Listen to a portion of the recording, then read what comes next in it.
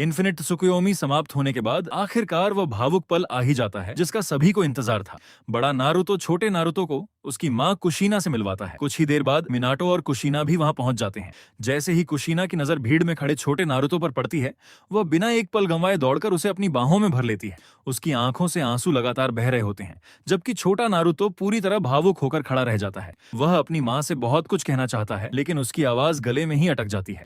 इतने वर्षों बाद माँ और बेटे का यह मिलन सभी की आंखें नम कर देता है। दूर खड़ा बड़ा नारुतो यह दृश्य देखकर मुस्कुरा देता है।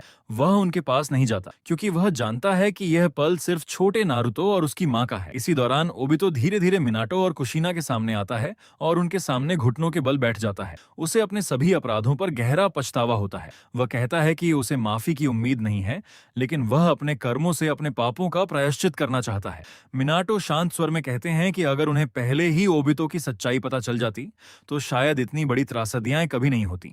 लेकिन ओबितो तुरंत जवाब देता है कि इसमें उनके गुरु की कोई गलती नहीं थी, सारी गलतियां सिर्फ उसकी अपनी थी। तभी कुशीना आगे बढ़ती है और ओबितो के सिर पर जोर से मुक्का मार देती है। ओबितो सिर झुकाकर अपनी गुरु माँ का नाम लेता है। कुशीना उसे उठाते हुए कहती है कि इस दुनिया में हर इंसान से गलतियां होती हैं, लेकिन जो इंसान अपनी गलतियों का सामना करने की हिम्मत रखता है वही सच में बदल सकता है। अब उसे अपने इसी साहस को नए जीवन की शुरुआत और अपने पापों के प्रायश्चित की ताकत बनाना होगा। यह सुनकर ओबितो पूरी तरह भावुक हो जाता है। वह प्रण लेता है कि आज से वह वही ओबितो बनेगा जिसका सपना कभी होकागे बनना था, और अब वह पूरी जिंदगी लोगों की रक्षा करने में लगा देगा। इसके बाद मिनाटो बड़े नारुतो के पास आते हैं। वह अपने बेटे की जमकर तारीफ करते हैं, लेकिन तभी उनकी नजर नारुतो की रिनेगन पर पड़ती है। हैरान होकर वह पूछते हैं कि वह इस शक्ति का उपयोग क्यों कर रहा है। बड़ा नारुतो बताता है कि वह इस शक्ति से छोटे नारुतो को पूरी तरह जगाना चाहता है। मिनाटो जानते थे कि इसकी कितनी बड़ी कीमत चुकानी पड़ती है, इसलिए वह प्यार से उसके सिर पर हाथ फेरते हुए कहते हैं कि अब खुद को और ज्यादा मजबूर मत करो। बड़ा नारुतो मुस्कुराकर सिर हिला देता है। उसी समय कुशीना छोटे नारुतो को लेकर उसके पास आती है। अब एक तरफ छोटा नारुतो और दूसरी तरफ बड़ा नारुतो खड़ा होता है। सूरज की सुनहरी रोशनी दोनों के चेहरों पर पड़ रही होती है। एक अभी युवा है, जबकि दूसरा अनगिनत संघर्षों से गुजर चुका है,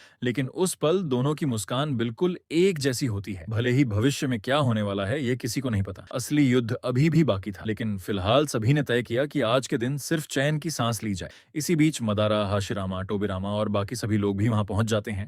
बड़ा नारुतो सभी की सुरक्षित वापसी पर उन्हें बधाई देता है। जब सभी को पता चलता है कि कागुया को पूरी तरह नियंत्रित कर लिया गया है, तब हाशिरामा और टोबिरामा दोनों नारुतो की जमकर तारीफ करते हैं। यह देखकर मदारा भी हल्की सी मुस्कान दे देता है। अब क्योंकि उसका असली शरीर वापस आ चुका था, इसलिए उसके पुनर्जीवित शरीर की रिनेगन अलग हो चुकी थी। तभी ओबितो अपनी आस्तीन से एक विशेष पात्र निकालता है जिसमें मदारा की असली रिनेगन सुरक्षित रखी हुई थी। वह उसे मदारा को सौंपते हुए कहता है, यह तुम्हारी अमानत है, अब इसे इसके असली मालिक के पास लौटने का समय आ गया है। मदारा अपनी रिनेगन वापस आंखों में लगा लेता है और उसके शरीर में फिर से अपार शक्ति का प्रवाह महसूस होने लगता है।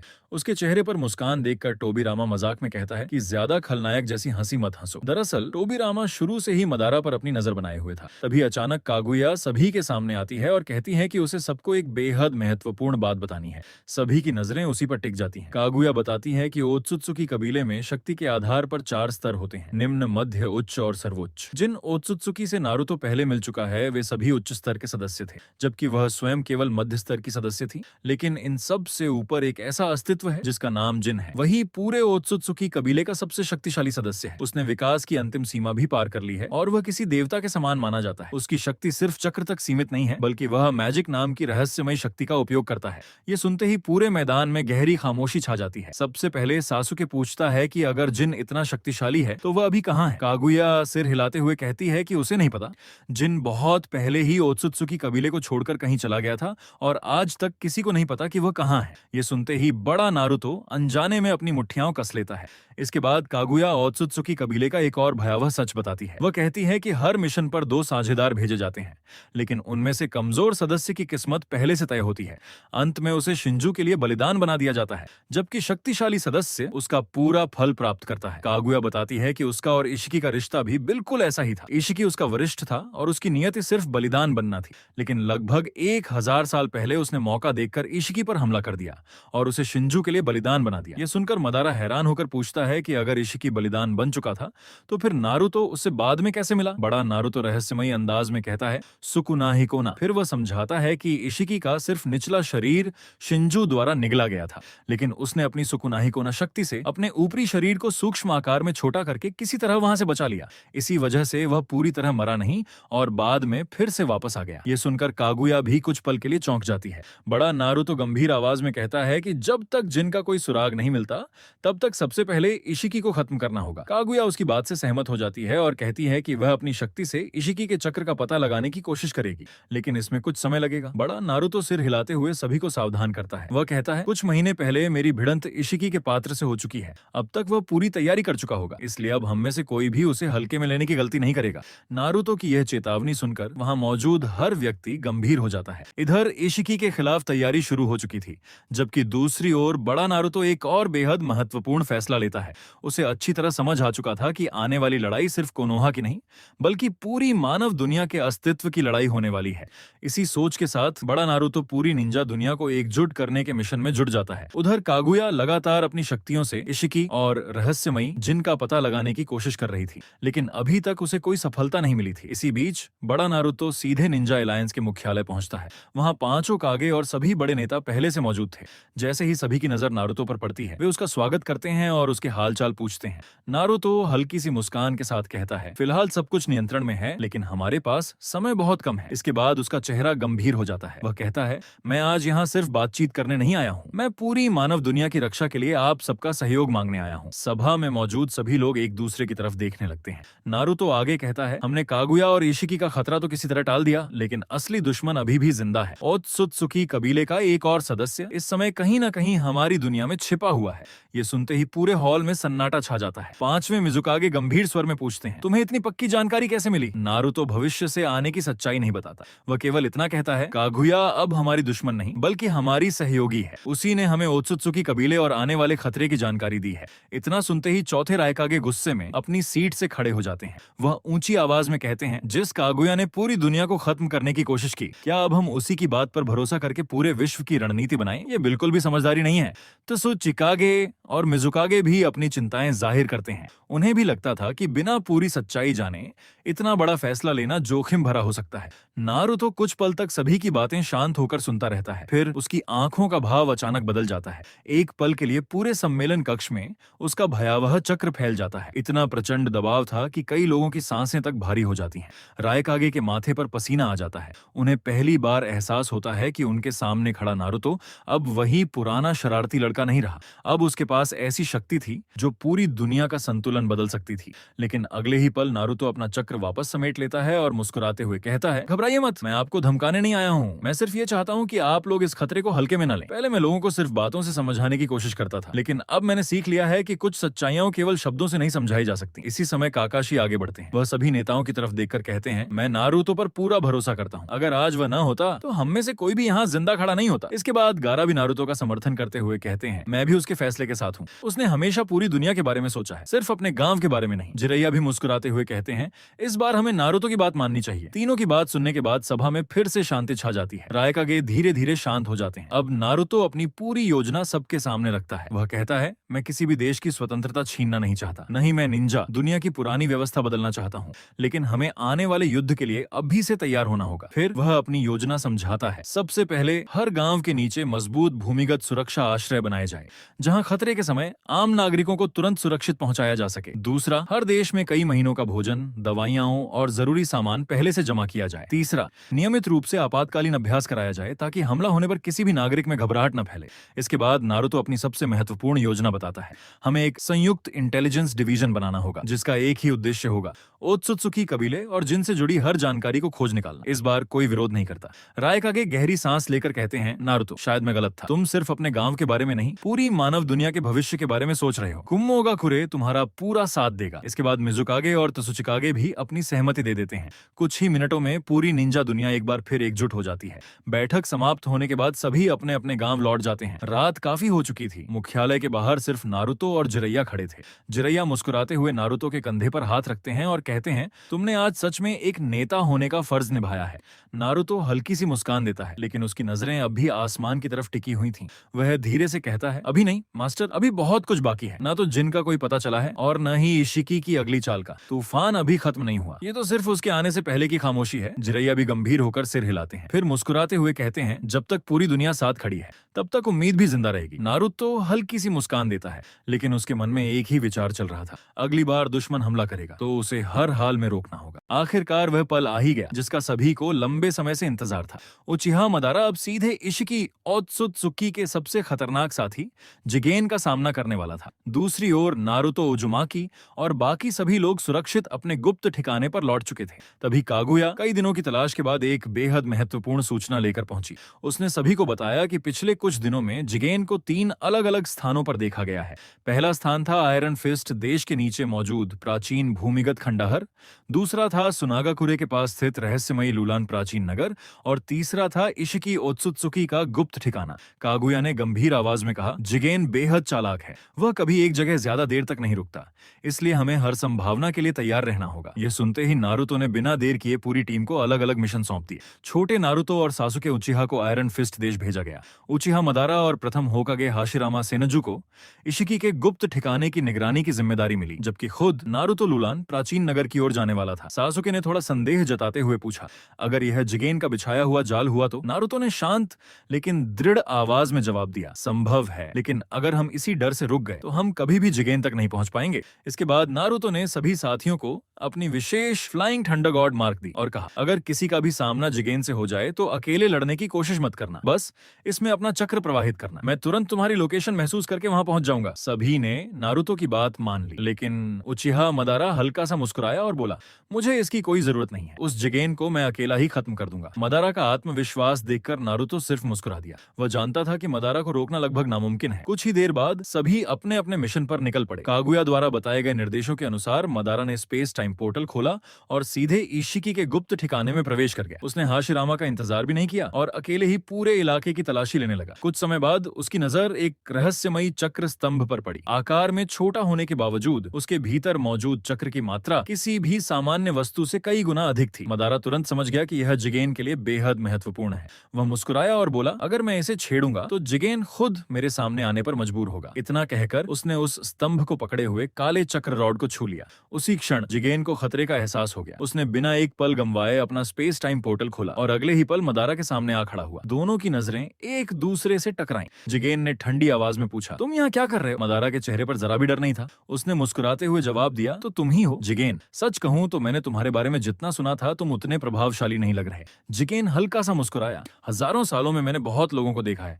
लेकिन तुम जैसा घमंडी इंसान पहली बार मिला है। मदारा ने भी मुस्कुराकर कहा, और मैंने भी बहुत दुश्मनों का सामना किया है, देखते हैं तुम उनमें कहां तक टिकते हो। इतना कहना था कि अगले ही पल दोनों एक दूसरे पर टूट पड़े। मदारा ने शुरुआत करते हुए कहा, बस इतनी ही ताकत है तुम्हारी? जिगेन ने कोई जवाब नहीं दिया। उसने तुरंत अपनी रहस्यमयी शक्ति का इस्तेमाल किया और एक अदृश्य काली ऊर्जा सीधे मदारा की ओर छोड़ दी। हमला इतनी तेजी से आया कि मदारा का एक लिम्बो क्लोन तुरंत नष्ट हो गया। अब मदारा के चेहरे की मुस्कान गायब हो चुकी थी। उसे समझ आ गया कि सामने वाला दुश्मन वाकई बेहद खतरनाक है। उसने तुरंत अपने चारों लिम्बो क्लोनों को चारों दिशाओं से हमला करने का आदेश दिया, जबकि उसका असली शरीर भी पूरी रफ्तार से जिगेन की ओर बढ़ गया। लेकिन जैसे ही मदारा का हमला जिगेन तक पहुंचने वाला था, जिगेन ने अपनी सुकुनाहिकोना शक्ति का इस्तेमाल किया और पल भर में अपने शरीर को सिकोड़कर गायब हो गया। अगले ही क्षण वह मदारा के पीछे प्रकट हुआ और हमला कर दिया, लेकिन मदारा के लिम्बो क्लोन पहले से तैयार थे। उन्होंने तुरंत उसका वार रोक लिया। अब पूरा युद्ध क्षेत्र लगातार धमाकों से गूंजने लगा। मदारा के चारों लिम्बो क्लोन हर दिशा से जिगेन पर टूट पड़े, लेकिन जिगेन हर बार अपने शरीर को छोटा करके उन सभी हमलों से बच निकलता रहा। कुछ ही देर में उसने मदारा की लिम्बो तकनीक का राज भी समझ लिया। उसे पता चल गया कि यह असली शरीर नहीं बल्कि अदृश्य लिम्बो क्लोन है। मदारा ने तुरंत अपनी अगली चाल चली। उसने आसमान में एक विशाल चट्टान प्रकट कर दी, जो पिछली लड़ाई में इस्तेमाल की गई चट्टान से भी कई गुना बड़ी थी। जिगेन समझ गया कि अगर उसने इसे नहीं रोका तो उसका पूरा ठिकाना तबाह हो जाएगा। उसने तुरंत अपनी सिकुड़ने वाली शक्ति का इस्तेमाल किया, लेकिन इस बार चट्टान इतनी विशाल थी कि वह उसे पूरी तरह छोटा नहीं कर पाया। कुछ ही क्षण बाद धड़ाम, विशाल चट्टान जमीन पर आ गिरी और पूरे इलाके में जोरदार धमाका हो गया। कई मीटर गहरा गड्ढा बन चुका था। जिगेन की शक्ति की सीमा समझते ही उचिहा मदारा के चेहरे पर हल्की सी मुस्कान लौट आई। अब उसे यकीन हो चुका था कि चाहे जिगेन की क्षमता कितनी भी खतरनाक क्यों ना हो, उसमें भी एक कमजोरी मौजूद है। लेकिन जिगेन भी कोई साधारण योद्धा नहीं था। जैसे ही मदारा यह सोच रहा था, उसके लिम्बो क्लोन एक एक करके अपनी समय सीमा पूरी होने के कारण गायब होने लगे। जिगेन के चेहरे पर हल्की मुस्कान आ गई। वह समझ चुका था कि मदारा की इस तकनीक की भी एक सीमा है। अब तुम्हारे पास छिपने के लिए कुछ नहीं बचा मदारा। इतना कहते ही उसने बिजली जैसी रफ्तार से हमला कर दिया। मदारा मादारा भी तुरंत उसकी ओर लपका। अगले ही पल दोनों की टक्कर इतनी भयानक हुई कि पूरा स्पेस टाइम आयाम कांप उठा। हवा में शक्तिशाली चक्र की लहरें फैल गईं और चारों ओर विस्फोट होने लगे। इसी दौरान जिगेन ने अचानक अपने हाथ आगे बढ़ाए। अगले ही पल कई काली चक्र रॉड हवा को चीरती हुई सीधे मदारा के शरीर में जा धंसी। मदारा एक पल के लिए रुक गया। बस जिगेन को इसी मौके का इंतजार था। उसने पूरी ताकत से मदारा के सीने पर एक जबरदस्त लात मारी। धमाके के साथ मदारा सैकड़ों मीटर दूर जा गिरा। उसके मुंह से खून निकल आया, लेकिन जिगेन यहीं नहीं रुका। वह तुरंत अपने सामान्य आकार में लौटा, आसमान में पहुंचा और मदारा को पकड़कर पूरी ताकत से जमीन पर दे मारा। पूरा इलाका फिर से कांप उठा। इसके बाद जिगेन ने अपना हाथ आसमान की ओर उठाया। अगले ही पल एक विशाल ब्लैक क्यूब प्रकट हुआ। वह सीधे मदारा के ऊपर आ गिरा और उसे पूरी तरह दबा दिया। जिगेन ने अपने कपड़ों की धूल झाड़ी और मुड़कर चलने लगा। उसे पूरा विश्वास था कि अब यह लड़ाई खत्म हो चुकी है, लेकिन तभी धड़ाम, विशाल ब्लैक क्यूब अंदर से फट गया। मलबे के बीच से उचिहा मदारा हंसता हुआ बाहर निकला। उसकी आंखों में पहले से भी ज्यादा जोश दिखाई दे रहा था। वह मुस्कुराते हुए बोला, जिगेन, काफी समय बाद किसी ने मुझे इतना उत्साहित किया है। यह सुनकर जिगेन पहली बार थोड़ा गंभीर हो गया। मदारा ने बिना देर किए अपने रेनेगन और वुड रिलीज की शक्ति का इस्तेमाल किया। धरती जोरों से कांपने लगी। जमीन को चीरते हुए एक विशाल वुड गोलेम बाहर निकला, लेकिन यह कोई साधारण वुड गोलेम नहीं था। अगले ही पल उसके पूरे शरीर पर नीले रंग का विशाल परफेक्ट सुसानो कवच चढ़ गया। लकड़ी की शक्ति और सुसानो की विनाशकारी ताकत एक साथ मिल चुकी थी। कुछ ही सेकंड में वह विशाल योद्धा आसमान को छूने लगा। मदारा मुस्कुराया, अब देखते हैं तुम इसे कैसे रोकोगे। जिगेन ने तुरंत अपनी काली चक्र रॉड से उस विशाल योद्धा को रोकने की कोशिश की, लेकिन कोई फायदा नहीं हुआ। उसने तुरंत सुकुना हिकोना का इस्तेमाल करके उस वुड गोलेम को छोटा करने की कोशिश की, लेकिन इस बार उसकी शक्ति असफल हो गई, क्योंकि वह कोई निर्जीव वस्तु नहीं थी। वह जीवित चक्र और वुड रिलीज से बनी एक विशाल तकनीक थी। मदारा ने तुरंत यह बात समझ ली। अब उसे जिगेन की शक्ति की दूसरी कमजोरी भी पता चल चुकी थी। उसने बिना समय गंवाए हमला कर दिया। विशाल वुड गोलेम ने अपनी तलवार उठाई और पूरी ताकत से जिगेन पर वार किया। उस एक वार से पूरी धरती कांप उठी। जिगेन ने तुरंत अपने शरीर को सिकोड़कर उस हमले से बचने की कोशिश की, लेकिन इस बार मदारा पहले से तैयार था। वुड गोलेम की दूसरी भुजा अचानक पीछे से निकली और जिगेन की ओर झपट पड़ी। साथ ही विशाल लकड़ी की शाखाएं चारों ओर फैल गईं। पूरा युद्ध क्षेत्र एक विशाल जाल में बदल चुका था। जिगेन बचने की पूरी कोशिश करता रहा, लेकिन इस बार वह पूरी तरह सफल नहीं हो पाया। वुड गोलेम की तलवार उसके बायों कंधे को छू गई। अगले ही पल उसके कंधे से खून बहने लगा। जिगेन तुरंत पीछे हट गया। उसने पहली बार मदारा की ओर गंभीर नजरों से देखा। अब उसे एहसास हो चुका था कि यह लड़ाई उसकी उम्मीद से कहीं ज्यादा कठिन होने वाली है। उसने धीरे धीरे अपना कर्मा सक्रिय किया। कुछ ही सेकंड में उसका शरीर बदलने लगा। उसके पूरे शरीर से भयानक चक्र निकलने लगा।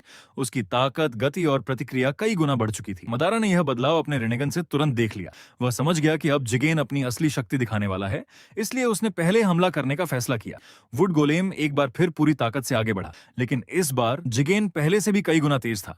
वह एक झटके में वुड गोलेम के आर पार निकल गया और अगले ही पल सीधे मदारा के पीछे दिखाई दिया। मदारा जैसे ही पलटा, जिगेन की लात उसके सिर तक पहुंच चुकी थी। दोनों की टक्कर से फिर एक भयानक विस्फोट हुआ। मदारा कई दर्जन मीटर दूर जा गिरा, लेकिन इससे पहले कि वह संभल पाता, जमीन से विशाल पेड़ों की जड़ें निकल आईं। साथ ही अनगिनत काली चक्र रॉड भी उसके चारों ओर प्रकट हो गईं। उन्होंने मिलकर मदारा के पूरे शरीर को जकड़ लिया। मदारा ने तुरंत अपने लिम्बो क्लोन के साथ स्थान बदलने की कोशिश की, लेकिन जिगेन पहले से तैयार था। आसमान से और भी काली चक्र रॉड नीचे गिरी। उन्होंने सीधे मदारा के चक्र मार्गों को भेद दिया। एक ही पल में उसका चक्र प्रवाह रुक गया।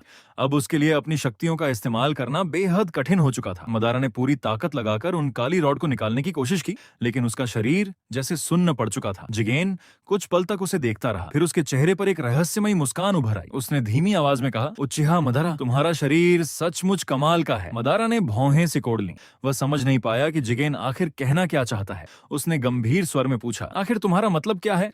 जिगेन के चेहरे की मुस्कान और गहरी हो गई। ऐसा लग रहा था कि इस लड़ाई के पीछे उसका असली उद्देश्य कुछ और ही था, और यह किसी ने भी कभी नहीं सोचा था कि उचिहा मादारा आखिरकार इशिकी का नया वेसल बनने वाला है।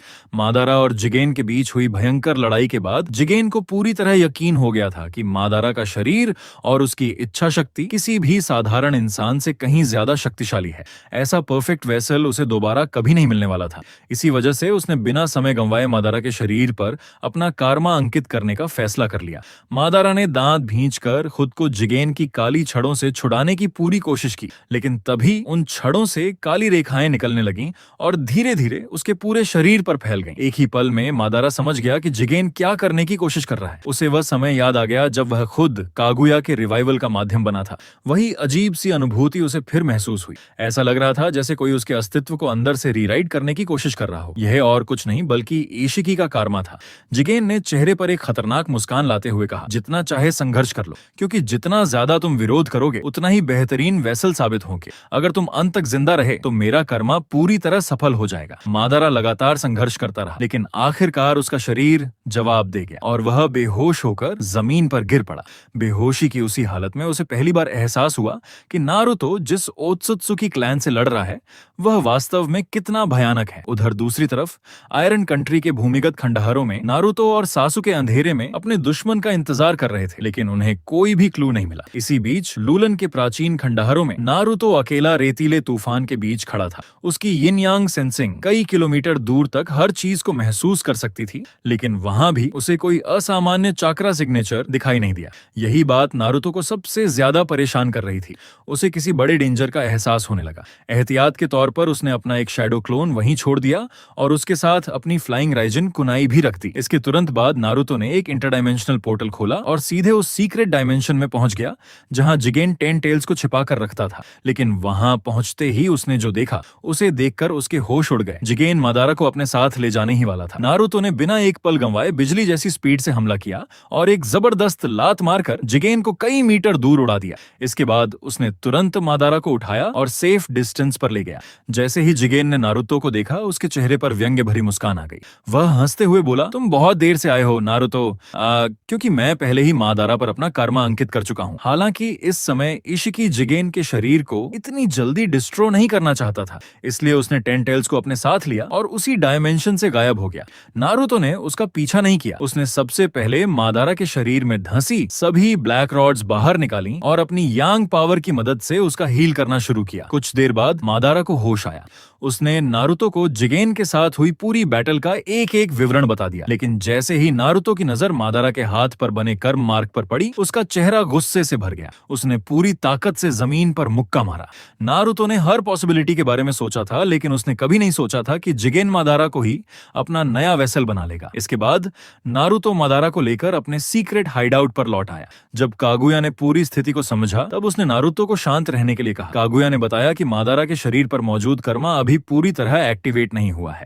अगर उससे पहले वे इशिकी को मजबूर कर दें कि वह जिगेन के शरीर में ही रिवाइव हो जाए तो मादारा के शरीर से कर्मा अपने आप गायब हो जाएगा। ये सुनते ही नारुतो ने राहत की सांस ली, लेकिन तभी लोलान में छोड़े गए उसके शैडो क्लोन से एक सिग्नल मिला। नारुतो तुरंत समझ गया कि जिगेन वापस आ चुका है। उसने सभी को इसकी जानकारी दी और बिना देर किए फ्लाइंग राइजन का इस्तेमाल करके सीधे अपने शैडो क्लोन के पास पहुंच गया। और जैसे ही उसने सामने देखा, उसके ठीक सामने जिगेन खड़ा था। नारुतो के चेहरे पर हल्की सी मुस्कान आई। फिर उसने जिगेन की आंखों में देखते हुए कहा, now it's time to finish everything. अब समय आ गया है पिछली दुनिया के सारे अधूरे हिसाब चुकता करने का।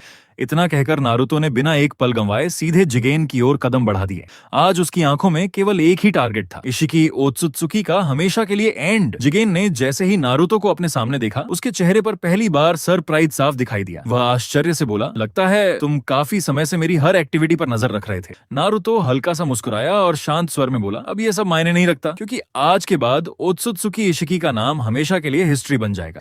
ये सुनते ही जिगेन का चेहरा गंभीर हो गया। उसे यकीन ही नहीं हो रहा था कि एक साधारण इंसान उसकी असली आइडेंटिटी तक पहुंच चुका है। उसने गुस्से भरी निगाहों से नारुतो को देखा और पूछा, आखिर तुम हो कौन? लेकिन जवाब का इंतजार किए बिना जिगेन ने अचानक अपना हाथ आगे बढ़ाया और अपनी काली छड़ों से नारुतो पर अटैक कर दिया। अटैक इतना तेज था कि कोई साधारण शिनोबी उसे देख भी नहीं सकता था। लेकिन नारुतो ने केवल अपना सिर हल्का सा झुकाया और एक ही हाथ से जिगेन की सभी काली छड़ों को बीच हवा में पकड़ लिया। यह सीन देखकर जिगेन की आंखें फैल गईं। ये पहली बार था जब किसी ने उसकी इस टेक्निक को नंगे हाथों से रोक दिया था। नारुतो ने गंभीर आवाज में कहा, जिगेन का यह शरीर अब मेरे सामने टिक नहीं सकता। अपना असली फॉर्म दिखाओ इशिकी। ये सुनते ही जिगेन का चेहरा गुस्से से भर गया। वह गरजते हुए बोला, एक नीच इंसान, अपनी औकात मत भूल। अगले ही पल उसने अपने कारमा का पहला स्टेज सक्रिय कर दिया। उसका पूरा शरीर काले निशानों से ढक गया और वह एक झटके में नारुतो की नजरों से गायब हो गया। अचानक वह नारुतो के पीछे अपीयर हुआ और उसकी पीठ पर पूरी ताकत से लात मार दी। उस वार की ताकत इतनी भयानक थी कि नारुतो तोप के गोले की तरह जमीन में जा धंसा।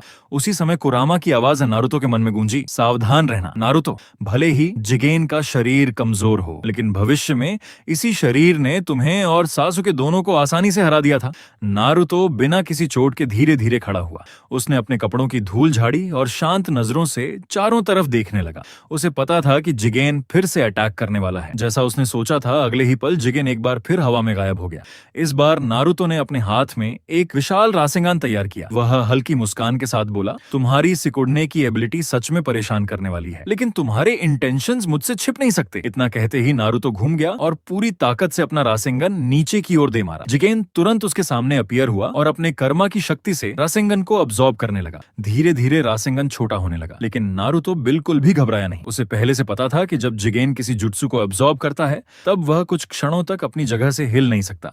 बस यही चांस था जिसका नारुतो इंतजार कर रहा था। उसने अपनी पीठ के पीछे मौजूद ट्रूथ सीकिंग ऑर्ब्स को तुरंत एक विशाल स्पीयर का रूप दिया और पूरी ताकत से जिगेन की ओर फेंक दिया। खतरे को महसूस करते ही जिगेन ने तुरंत स्पेस टाइम पोर्टल खोल दिया और आखिरी क्षण में वहां से गायब हो गया। लेकिन जैसे ही वह दूसरी जगह अपीयर हुआ, नारुतो पहले से ही उसका इंतजार कर रहा था। बिना कोई चांस दिए उसने जिगेन के चेहरे पर एक जबरदस्त मुक्का जड़ दिया। उस एक मुक्के की ताकत से जिगेन 100 मीटर से भी अधिक दूर जाकर जमीन पर गिर पड़ा। ये केवल एक अटैक नहीं था। इस मुक्के में भविष्य में कुरामा को खोने का दर्द, अपनी हार का पछतावा और वर्षों से जमा हुआ पूरा गुस्सा शामिल था। जिगेन अविश्वास से नारुतो को देखता रह गया। वह बड़बड़ाया, इम्पॉसिबल, तुम न सिर्फ मेरी हर टेक्निक जानते हो बल्कि मेरी हर वीकनेस भी। ये केवल देखकर सीखना संभव नहीं है। इसके लिए मेरी शक्ति के सामने हारने और लंबे समय तक उसका एनालिसिस करने का अनुभव चाहिए। अब पहली बार जिगेन ने नारुतो को एक साधारण इंसान नहीं बल्कि अपने बराबर का ओपोनेंट माना। उसने तुरंत अपने कारमा का दूसरा स्टेज सक्रिय कर दिया। उसकी शक्ति पहले से कई गुना बढ़ गई। गंभीर स्वर में उसने एक बार फिर पूछा, आखिर तुम हो कौन? नारुतो कुछ पल तक शांत खड़ा रहा। उसे भविष्य की हर हार, हर दर्द और इशिकी के साथ हुई हर लड़ाई याद आने लगी। इशिकी से हारने के बाद उसने अनगिनत दिन और रातें केवल एक ही काम में बिताई थी, उसकी हर चाल, हर टेक्निक और हर वीकनेस को समझने में। आज वही सारी प्रिपरेशन इस बैटल में काम आने वाली थी। नारुतो ने धीरे धीरे अपना हाथ आगे बढ़ाया, इशिकी की आंखों में देखा और आत्मविश्वास से कहा, come on Otsutsuki, this time your end is certain. इतना कहते ही दोनों एक दूसरे की ओर बिजली जैसी स्पीड से बढ़े। अगले ही पल नारुतो और जिगेन के बीच भयंकर ताइजुत्सु बैटल शुरू हो गया। एक के बाद एक मुक्के, लातें और तेज अटैक्स पूरे मैदान में गूंजने लगे। लेकिन कुछ ही क्षणों में जिगेन समझ गया कि केवल शारीरिक ताकत से वह नारुतो पर एडवांटेज नहीं बना पाएगा। उसने बिना कोई समय गंवाए अपने कर्मा का दूसरा स्टेज सक्रिय कर दिया। जिगेन के शरीर से भयावह पावर निकलने लगी और उसकी ऑरा पहले से कहीं अधिक खतरनाक हो गई। ये रूप देखते ही नारुतो का चेहरा गंभीर हो गया। उसे भविष्य की वह बैटल याद आ गई जब इसी रूप में जिगेन ने उसे और सासुके दोनों को बेहद आसानी से हरा दिया था। हालांकि अब परिस्थितियां बदल चुकी थीं। नारुतो पहले से कहीं अधिक शक्तिशाली बन चुका था, फिर भी उसने जरा सी भी लापरवाही न करने का फैसला किया। अचानक जिगेन फिर से गायब हो गया। अगले ही पल वह नारुतो के पीछे अपीयर हुआ और अटैक करने की कोशिश की, लेकिन इस बार नारुतो पहले से तैयार था। उसने मुड़ते ही पूरी ताकत से अपना मुक्का जिगेन की ओर चला दिया। दोनों के मुक्के आपस में टकराए और पूरे क्षेत्र में जबरदस्त शॉक वेव फैल गई। जिगेन ने तुरंत अपने मुक्के को लात में बदल दिया, लेकिन नारुतो ने उसका वह अटैक भी आसानी से रोक लिया। अब दोनों की स्पीड इतनी तेज हो चुकी थी कि उन्हें देख पाना लगभग असंभव था। जिगेन लगातार अपॉर्चुनिटी तलाश रहा था। जब उसे लगा कि नारुतो का अगला अटैक सीधे उसे लगेगा, तब उसने अपनी सिकुड़ने की एबिलिटी का उपयोग किया और एक पल में खुद को छोटा करके हमले से बच निकला। बैटल लगातार और भी भयानक होती जा रही थी। जिगेन के चेहरे पर अब साफ सरप्राइज दिखाई देने लगी। उसे समझ नहीं आ रहा था कि आखिर कोई इंसान उसकी ताइजुत्सु की बराबरी कैसे कर सकता है। उधर नारुतो ने अपने झंझनाते हाथों को हल्का सा झटका और मुस्कुराते हुए कहा, मानना पड़ेगा ओत्सुत्सुकी क्लैन सच में बहुत जिद्दी है। तुम लोगों की लंबी उम्र, असाधारण शारीरिक ताकत और रीजनरेशन सचमुच परेशानी पैदा करती है। नारुतो की शक्ति देखकर जिगेन के मन में एक नया आइडिया आया। उसने बैटल रोकते हुए कहा, नारुतो, मेरी संस्था करा में शामिल हो जाओ। अगर तुम मेरा साथ स्वीकार कर लो तो मैं तुम्हारी अब तक की सारी बदतमीजियां भूल सकता हूँ। फिर वह गंभीर स्वर में बोला, तुम शायद नहीं जानते, इस यूनिवर्स में केवल मैं और कागुया ही नहीं है। हमारे क्लैन के और भी सदस्य हैं जो एक दिन इस ग्रह की हार्वेस्ट करने आएंगे और पूरी दुनिया को नष्ट कर देंगे। अगर तुम कारमा स्वीकार कर लो तो तुम्हें हमारे क्लैन की मान्यता मिल जाएगी और तुम उस डिस्ट्रक्शन से बच जाओगे। जिगेन की बात सुनकर नारुतो हल्का सा हंस पड़ा। फिर उसने शांत स्वर में कहा, कर्म क्या होता है ये मुझे तुमसे बेहतर पता है। इसके बाद उसने जिगेन की आंखों में देखते हुए पूछा, पहले ये बताओ, तुम्हारा ये बॉडी आखिर कितनी देर तक टिक पाएगा। इतना कहते ही नारुतो ने दोनों हाथ आगे बढ़ाए। अगले ही पल अनगिनत चाक्रा फिस्ट्स जिगेन की ओर टूट पड़े। पूरा आसमान उन अटैक से भर गया। ये सीन देखकर जिगेन की आंखें फैल गईं। वह अविश्वास में चिल्लाया, इम्पॉसिबल, ये तो हमारे ओत्सुत्सुकी क्लैन की सीक्रेट टेक्निक है। कागुया ने इसे किसी बाहरी व्यक्ति को कैसे सिखा दिया? नारुतो के लगातार अटैक से जिगेन के पेट पर मौजूद कर्मा मार्ग तक अस्थिर होने लगा। गुस्से में उसने दोनों हाथ फैला दिए। अगले ही पल आसमान में दर्जनों विशाल काले क्यूब्स प्रकट हो गए और वे सीधे नारुतो की ओर गिरने लगे। लेकिन नारुतो अपनी जगह से हिला तक नहीं। उसने एक बार फिर ऊपर की ओर लगातार चाक्रा फिस्ट्स छोड़े। उन भीषण अटैक्स ने सभी काले क्यूब्स को हवा में ही चकनाचूर कर दिया। ये देखकर जिगेन गुस्से से चिल्लाया, मुझे बेवकूफ बनाने की कोशिश मत करो। यह असली हचीशी कुकू नहीं है। तुम केवल अपनी चाक्रा से बेहद तेज गति वाले मुक्के बना रहे हो। इसके बाद जिगेन कुछ पल तक नारुतो को घूरता रहा। वह सचमुच कंफ्यूज्ड हो चुका था। आखिरकार उसने पूछा, मैंने तुम्हारा क्या बिगाड़ा है? तुम मुझे जानते तक नहीं, फिर बार बार मुझे इतना क्यों प्रोवोक कर रहे हो? जिगेन के यह शब्द सुनते ही नारुतो की आंखों का गुस्सा और गहरा हो गया। उसके मन में भविष्य की सारी दर्दनाक यादें फिर से जीवित हो उठी। वह भारी आवाज में बोला, तुम्हें सच में याद नहीं? तुमने न जाने कितने मासूम बच्चों को अपने एक्सपेरिमेंट्स का शिकार बनाया, कितनी लाइव्स बर्बाद कर दी, और आखिर में कुरामा, मेरे सबसे पुराने पार्टनर, ने भी तुम्हें रोकने के लिए अपनी लाइफ तक कुर्बान कर दी। ये सुनकर जिगेन पूरी तरह स्तब्ध रह गया। उसे समझ ही नहीं आया कि नारुतो आखिर किस बारे में बात कर रहा है। लेकिन अब उसके लिए सच्चाई जानना कोई मायने नहीं रखता था। चाहे नारुतो ने उसे किसी और की गलतियों का दोषी समझा हो या फिर वह सच जानता हो, एक बात तय थी, नारुतो ने अब इशिकी के रेज को पूरी तरह जगा दिया था। और अब यह बैटल पहले से कहीं अधिक भयानक होने वाला था। लेकिन असली युद्ध अभी शुरू हुआ था। इशिकी की आंखों में अब सिर्फ गुस्सा नहीं, बल्कि नारुतो को हर कीमत पर खत्म करने का इरादा साफ दिखाई दे रहा था।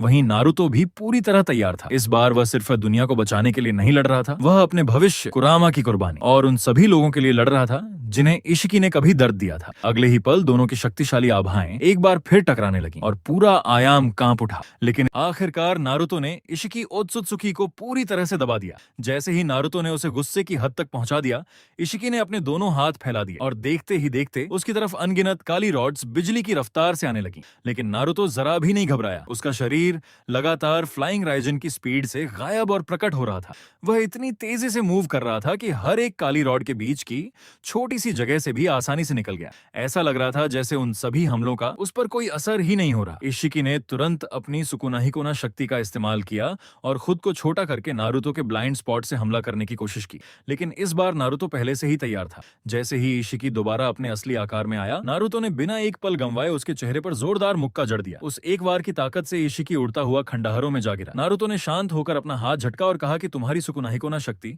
सच में बहुत खतरनाक है, लेकिन इस पूरे युद्ध क्षेत्र में मैंने पहले ही फ्लाइंग राइजन के निशान फैला दिए हैं। अब तुम चाहे जितने भी छोटे हो जाओ, जब तक तुम लूलान के इस इलाके के अंदर हो, मैं हर पल तुम्हारी लोकेशन महसूस कर सकता हूँ। मलबे के अंदर से इशिकी धीरे धीरे बाहर निकला। उसके पेट पर मौजूद कर्मा का निशान अब टूटने लगा था और उसका शरीर तेजी से बिखरने लगा। उसे खुद अच्छी तरह पता था कि उसका अंत अब बहुत करीब है, लेकिन नारुतो तो इसी पल का इंतजार कर रहा था। नारुतो जानता था कि जैसे ही इशिकी अपनी मौत से बचने के लिए कावाकी को कंटेनर बनाकर दोबारा जीवित होने की कोशिश करेगा, उसके शरीर पर मौजूद कर्मा अपने आप गायब हो जाएगा। इसलिए अब नारुतो किसी भी कीमत पर उसे मौका नहीं देना चाहता था। बिना समय बर्बाद किए नारुतो ने अपने कई शैडो क्लोन बना लिए। अगले ही पल सभी क्लोन अलग अलग दिशाओं से इशिकी पर टूट पड़े।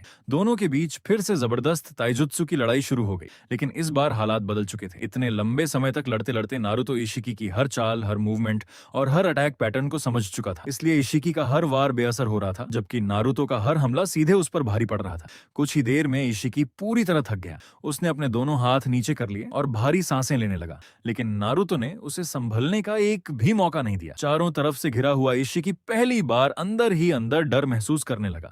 जो कुछ समय पहले खुद को भविष्य का ब्रह्मांड का देवता कह रहा था, वही अब एक भी सही जवाब नहीं दे पा रहा था। तभी अचानक कुरामा चक्र से भरा नारुतो का एक भयंकर मुक्का उसकी पीठ पर लगा। उस वार की ताकत इतनी ज्यादा थी कि इशिकी के मुंह से खून निकल पड़ा। अब नारुतो ने इस लड़ाई को खत्म करने का फैसला कर लिया। उसके सभी शैडो क्लोन ने एक साथ अलग अलग दिशाओं से सेजाट, रासेनगन जैसे विनाशकारी हमले किए।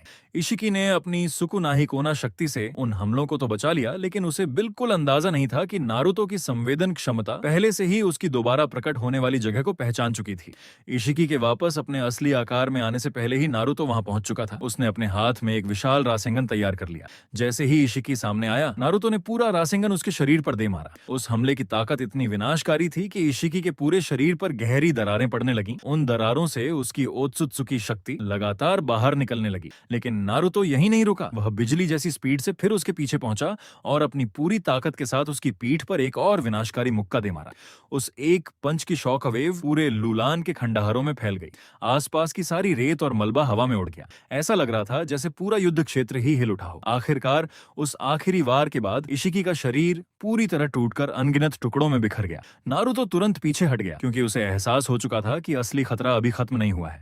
हवा में तैर रहे इशिकी के शरीर के सभी टुकड़ों से रहस्यमयी चक्र बाहर निकलने लगी। अगले ही पल उन सभी टुकड़ों ने मिलकर एक नई शक्ति को जन्म दिया और यहीं से इस लड़ाई ने एक ऐसा मोड़ लिया जिसकी उम्मीद शायद खुद नारुतो ने भी नहीं की थी। हवा में तैर रहे इशिकी के शरीर के सभी टुकड़ों से रहस्यमयी चक्र बाहर निकलने लगी। अगले ही पल उन सभी टुकड़ों ने मिलकर एक नया शरीर बना लिया। इशिकी ओत्सुत्सुकी अब पूरी तरह पुनर्जीवित हो चुका था। अब उसके शरीर पर किसी भी तरह की कमजोरी नहीं बची थी। वह अपनी असली ताकत के साथ नारुतो के सामने खड़ा था। नारुतो समझ चुका था कि अब तक की पूरी लड़ाई सिर्फ शुरुआत थी, क्योंकि असली मुकाबला अब शुरू होने वाला था। नारुतो ने इशिकी की तरफ देखते हुए कहा, बताओ अब तुम्हारे पास नाचने के लिए कितना समय बचा है? इशिकी बिना घबराए मुस्कुराया और शांत आवाज में बोला, मैंने कभी नहीं सोचा था कि इंसानों की दुनिया में कोई मुझे इस हालत तक पहुंचा देगा, लेकिन अब ये सब यहीं खत्म होगा। अब मैं पूरी तरह पुनर्जीवित हो चुका हूँ और इस बार तुम्हें एक भी मौका नहीं दूंगा। नारुतो भी मुस्कुराया और बोला, बड़ी बड़ी बातें करना तो हर दुश्मन की आदत होती है, लेकिन एक असली शिनोबी अपनी ताकत से जवाब देता है। इतना सुनते ही इशिकी ने एक पल भी बर्बाद नहीं किया। अगले ही सेकंड उसका शरीर हवा में गायब हो गया। लेकिन नारुतो ने उसी क्षण उसकी मूवमेंट को महसूस कर लिया। अचानक शून्य से निकली इशिकी की काली रॉड्स को नारुतो ने रोक लिया और उसी समय एक जोरदार मुक्का भी उसकी तरफ दे मारा। इशिकी ने अपने बाएं हाथ से नारुतो का मुक्का पकड़ लिया। दोनों की ताकत टकराते ही इतनी भयानक शॉकवेव निकली कि पूरा इलाका हिल उठा। नारुतो कुछ कदम पीछे खिसक गया और उसके चेहरे का आत्मविश्वास पहली बार थोड़ा बदल गया। उसे एहसास हो गया कि यह इशिकी उस इशिकी से भी कहीं ज्यादा ताकतवर है जिससे वह भविष्य में लड़ चुका था।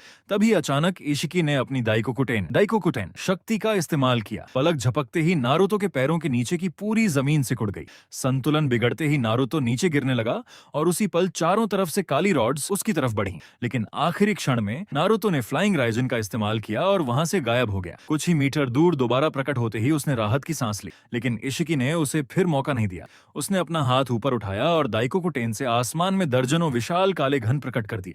हर एक घन का वजन कई टन था और इशिकी उन्हें अपनी मर्जी से बड़ा या छोटा कर सकता था। नारुतो ने तुरंत अपने सामने चक्र का एक शक्तिशाली अवरोध बना दिया। अगले ही पल वे सभी विशाल घन उस बैरियर से टकराए और पूरा युद्ध क्षेत्र भयंकर धमाकों से गूंज उठा। हमलों का दबाव इतना ज्यादा था कि नारुतो के पैर जमीन में धंस गए। इसी मौके का फायदा उठाकर इशिकी फिर से सुकुना हिकोना का इस्तेमाल करते हुए खुद को सिकोड़कर गायब हो गया। नारुतो ने तुरंत अपनी आंखें बंद कर लीं और अपनी संवेदन क्षमता को उसकी सीमा तक पहुंचा दिया।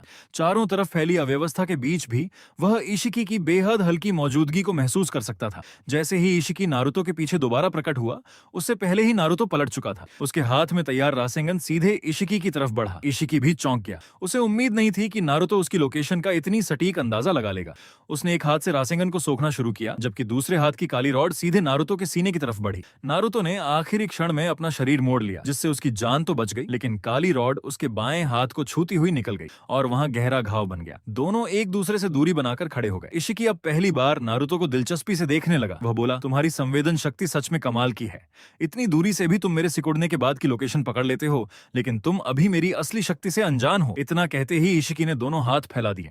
अगले ही पल लूलान के खंडहरों में पड़े हजारों पत्थर, चट्टाने और मलबे के टुकड़े उसकी शक्ति से सिकुड़ गए। फिर अचानक वे सभी गोलियों की रफ्तार से चारों दिशाओं से नारुतो की तरफ टूट पड़े। नारुतो ने अपने दांत भींच लिए और चक्र से बने विशाल हाथों की मदद से उन सभी टुकड़ों को एक एक करके चकनाचूर करना शुरू कर दिया। लेकिन लड़ते लड़ते उसे एक बात साफ समझ आ चुकी थी। इस बार इशिकी पहले जैसा बिल्कुल नहीं था। भविष्य में वह बैरियन मोड की वजह से इशिकी की जीवन शक्ति खत्म करके जीता था, लेकिन इस समय उसके सामने खड़ा इशिकी पूरी ताकत में था। इसलिए इस लड़ाई में जीतने का सिर्फ एक ही तरीका था, इशिकी को उसकी पूरी ताकत के बावजूद सीधे मुकाबले में हराना। और ठीक उसी समय कागुया ओत्सुत्सुकी ने अचानक अपनी आंखें खोल दी। उसकी गंभीर होती हुई शक्ल देखकर वहां मौजूद सभी लोग हैरान रह गए। सबसे पहले सासुके ने पूछा, क्या हुआ? कागुया ने शांत लेकिन गंभीर आवाज में कहा, इशिकी पूरी तरह पुनर्जीवित हो चुका है। ये सुनते ही पूरे कमरे में कुछ पल के लिए सन्नाटा छा गया। तभी मादरा अचानक खड़ा हुआ और उसने देखा कि उसके हाथ पर बना कर्मा पूरी तरह गायब हो चुका था। कागुया ने समझाया, जब इशिकी किसी एक शरीर में पूरी तरह पुनर्जीवित हो जाता है तो बाकी सभी कंटेनर्स पर मौजूद कर्मा अपने आप मिट जाता है। मादरा ने राहत की सांस लेते हुए कहा, आखिरकार इस अभिशाप से हमेशा के लिए छुटकारा मिल गया। उधर सासुके तुरंत बोला, हमें अभी लुलान जाकर नारुतो की मदद करनी होगी। ये कहकर उसने स्पेस टाइम पोर्टल खोलने की तैयारी की। हाशिरामा भी तुरंत आगे बढ़ गए, लेकिन तभी कागुया ने सभी को रोक दिया। उसने कहा, अभी कोई भी वहां नहीं जाएगा। सासुके हैरान होकर बोला, लेकिन क्यों? नारुतो इस समय पूरी ताकत वाले इशिकी से अकेले लड़ रहा है, ये बहुत खतरनाक है। कागुया ने सभी की तरफ देखते हुए कहा, मुझे नारुतो की चिंता है, लेकिन अगर इशिकी को लगे कि वह हार रहा है तो वह वहां मौजूद किसी भी इंसान पर दोबारा कर्मा लगा सकता है। अगर ऐसा हुआ तो ये खतरा फिर कभी खत्म नहीं होगा। मादरा तुरंत बोल, इस बार ऐसा कभी नहीं होने दूंगा। कागुया ने उसकी तरफ देखा और शांत स्वर में कहा, तुम सिक्सुआन नहीं हो, लेकिन इशिकी की ताकत को अभी भी कम मत समझो। मादरा चुप हो गया। वह जानता था कि कागुया सच कह रही है। कुछ देर की खामोशी के बाद कागुया ने कहा, नारुतो पहले ही साफ कह चुका है कि यह लड़ाई सिर्फ उसकी और इशिकी के बीच है। वह इस युद्ध का अंत अपने हाथों से करना चाहता है। सासुके भी यह बात अच्छी तरह जानता था। नारुतो जब कोई फैसला कर लेता है तो फिर आसानी से पीछे नहीं हटता। कागुया ने सभी को शांत रहने के लिए कहा, मैं लगातार उसकी चक्र ऊर्जा महसूस कर रही हूँ। अगर जरा भी हालात बिगड़े तो मैं खुद वहां पहुंच जाऊंगी। और वैसे भी नारुतो के पास फ्लाइंग राइजिन है, अगर चाहे तो किसी भी पल सुरक्षित लौट सकता है। इधर कहानी फिर से लुलान के युद्ध क्षेत्र में लौटती है। इशिकी लगातार दाइकोकुटेन का इस्तेमाल करके आसमान में अनगिनत विशाल काले घन प्रकट कर रहा था। वहीं दूसरी तरफ नारुतो अपनी फ्लाइंग राइजिन की रफ्तार से उन सभी घनों के बीच बिना रुके घूमता जा रहा था। लेकिन तभी इशिकी की नजर एक अजीब बात पर पड़ी। जहां जहां नारुतो अभी तक पहुंचा था वहां वहां उसने चुपके से फ्लाइंग राइजिन के निशान छोड़ दिए थे। इशिकी को अचानक नारुतो की असली योजना समझ आ गई, लेकिन अब बहुत देर हो चुकी थी। अगले ही पल हर दिशा से नारुतो के दर्जनों शैडो क्लोन एक साथ प्रकट हो गए। हर क्लोन के हाथ में प्राकृतिक ऊर्जा से भरा हुआ एक शक्तिशाली रासेंगन तैयार था। अपनी रक्षा के लिए इशिकी ने तुरंत और भी ज्यादा काले घन बुला लिए, लेकिन नारुतो का असली निशाना वे घन नहीं थे। जैसे ही इशिकी का पूरा ध्यान उन हमलों पर गया, उसी पल असली नारुतो बिजली की रफ्तार से उसके ठीक ऊपर पहुंच चुका था। उसके हाथ में एक लंबा और धारदार सेज चक्र ब्लेड था। आसमान से नीचे गिरते हुए नारुतो ने पूरी ताकत के साथ वह वार सीधे इशिकी के सिर पर कर दिया। आखिरी क्षण में इशिकी ने सुकुनाही कोना का इस्तेमाल करके खुद को छोटा कर लिया और जानलेवा वार से बच गया, लेकिन फिर भी नारुतो का ब्लेड उसके चेहरे को चीरता हुआ निकल गया। इशिकी के चेहरे से खून की बूंदें हवा में बिखर गईं। पुनर्जीवित होने के बाद पहली बार किसी ने उसे घायल किया था। इशिकी ने अपने चेहरे से बहता हुआ खून देखा। उसकी आंखों में भयंकर गुस्सा भर गया। वह धीमी आवाज में बोला, नारुतो, अब तुमने मुझे सच में गुस्सा दिला दिया है। अगले ही पल इशिकी ने अपनी पूरी शक्ति छोड़ दी। दाइकोकुटेन पहले से कहीं ज्यादा विशाल स्तर पर सक्रिय हो गया। पलक झपकते ही पूरे लुलान की जमीन सिकुड़ने लगी। नारुतो के पैरों के नीचे की जगह अचानक मुड़ने लगी, मानो पूरा स्पेस ही टूट रहा हो। ये सिर्फ जमीन को सिकोड़ना नहीं था, इशिकी अब नारुतो के चारों ओर मौजूद स्पेस को ही दबाकर एक तरह का स्पेस ब्लैक होल बना रहा था। अगर नारुतो एक पल भी देर करता तो उसका पूरा शरीर स्पेस की दरारों में फंसकर टुकड़े टुकड़े हो जाता। लेकिन ठीक आखिरी क्षण में नारुतो ने फिर से फ्लाइंग राइजिन का इस्तेमाल किया और उस सिकुड़ते हुए स्पेस से बाहर निकल गया। दूर खड़े होकर उसने गहरी सांस ली। अब उसे समझ आ चुका था कि इशिकी की यह शक्ति पहले से कहीं ज्यादा खतरनाक हो चुकी है। वह सिर्फ चीजों को छोटा नहीं कर सकता, बल्कि अपने दुश्मन के आसपास की पूरी जगह को ही मोड़कर उसे स्पेस के अंदर कुचल सकता है। और यही इस लड़ाई को पहले से कई गुना ज्यादा खतरनाक बना रहा था। नारुतो अभी इस नई शक्ति के बारे में सोच ही रहा था कि इशिकी ने बिना कोई मौका दिए दोबारा हमला कर दिया। हालांकि आखिरी पल में नारुतो ने फ्लाइंग राइजिन का इस्तेमाल करके उस सिकुड़ते हुए स्पेस से खुद को बाहर निकाल लिया, लेकिन बाहर आते ही उसके माथे पर ठंडा पसीना साफ दिखाई दे रहा था। अब जाकर उसे पूरी तरह समझ आया कि इशिकी की शक्ति सिर्फ चीजों को छोटा करने तक सीमित नहीं है, वह अपने दुश्मन के आसपास की पूरी स्पेस को सिकोड़कर एक तरह का स्पेस ब्लैक होल भी बना सकता है। इशिकी हल्की मुस्कान के साथ बोला, मानना पड़ेगा तुमने फ्लाइंग राइजिन का बेहतरीन इस्तेमाल किया है, लेकिन इस तकनीक की सबसे बड़ी कमजोरी भी मैं समझ चुका हूँ। इतना कहते ही उसने अपने दाइकोकुटेन से अनगिनत काले घन और कण पूरे युद्ध क्षेत्र में फैला दिए।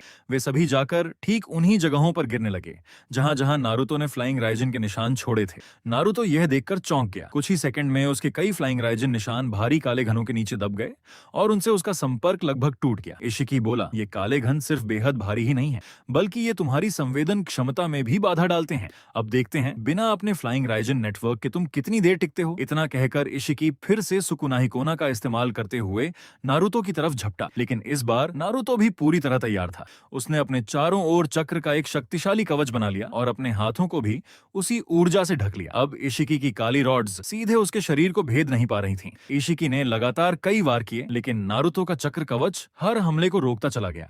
मौका मिलते ही नारुतो ने इशिकी की मुट्ठी पकड़ ली और अपनी पूरी ताकत से उसके शरीर पर एक के बाद एक जोरदार मुक्के बरसाने शुरू कर दिए।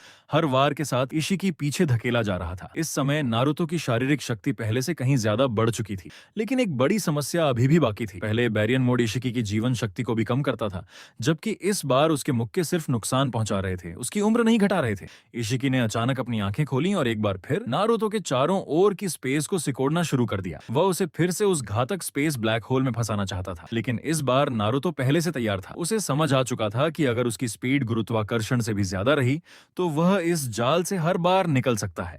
वह लगातार फ्लाइंग राइजन की मदद से इशिकी के हमलों से बचता रहा। इशिकी अब पूरी तरह झुंझला चुका था। उसने दोनों हाथ फैला दिए और अपनी पूरी ताकत से दाइकोकुटेन को सक्रिय कर दिया। अगले ही पल पूरा आसमान अनगिनत विशाल काले घनों और काले कणों से भर गया। ऐसा लग रहा था मानो पूरा आकाश अंधकार से ढक गया हो। नारुतो ने ऊपर देखा। जहां तक उसकी नजर जा रही थी सिर्फ विनाश ही दिखाई दे रहा था। इशिकी ठंडी आवाज में बोला, तुम्हें भागना बहुत पसंद है ना? अब देखते हैं आखिर कब तक भाग पाते हो। अगले ही पल आसमान से वे सभी काले घन और कण मूसलाधार बारिश की तरह नीचे गिरने लगे।